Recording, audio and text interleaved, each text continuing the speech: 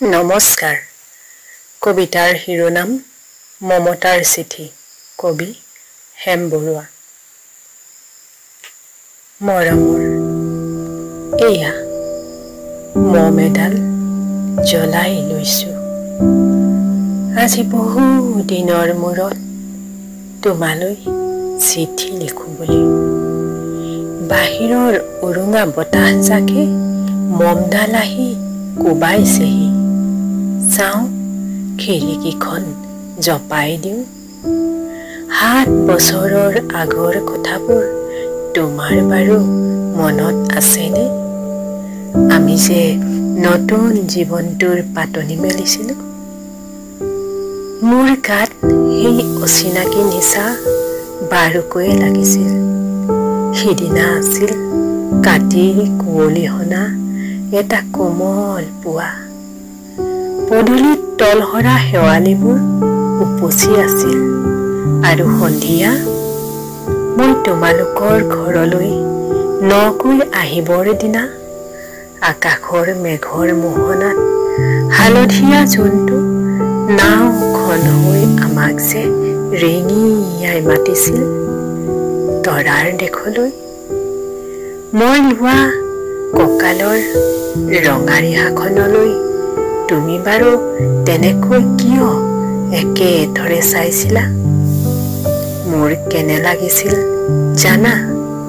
তুমি যেন কোনোবা দূৰ বিদেশৰ স্বপ্নাতুৰ আলোকৰ মানুহ আৰু মই যেন তলসৰা এপাহ শেৱালি।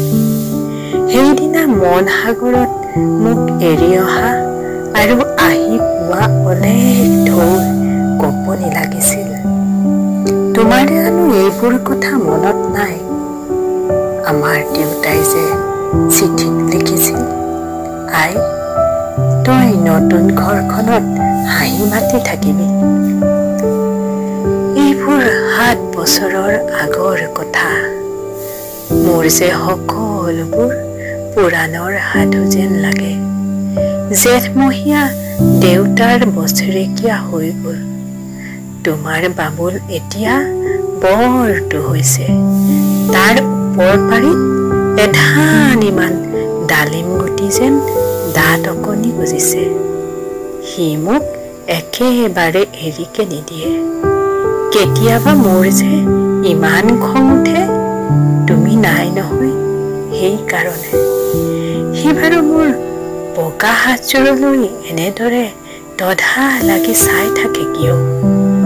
তাৰ উপচাৰে পৰা এইযোৰ কাপোৰ চিনাকি সেইকাৰণে নহয়।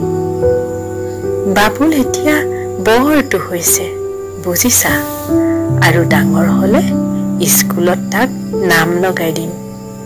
সি স্কুলত থকা সময়খিনি মোৰ যে বুকুখন তেনেই উদং হৈ থাকিব ভাই। আৰু কি লিখিম?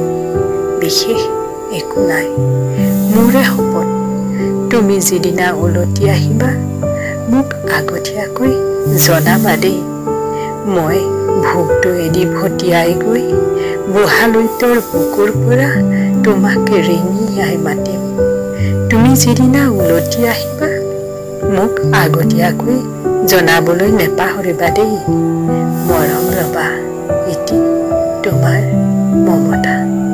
পুনঃ এইবাৰ বুজিছা, মাঘৰ বিহুৰ মেজিৰ জুইকুৰা বৰ ৰঙাকৈ চলিছিল। আমাৰ আইতাৰ কলি ছাগলীজনীৰ 2টা পোৱালি জগিছে।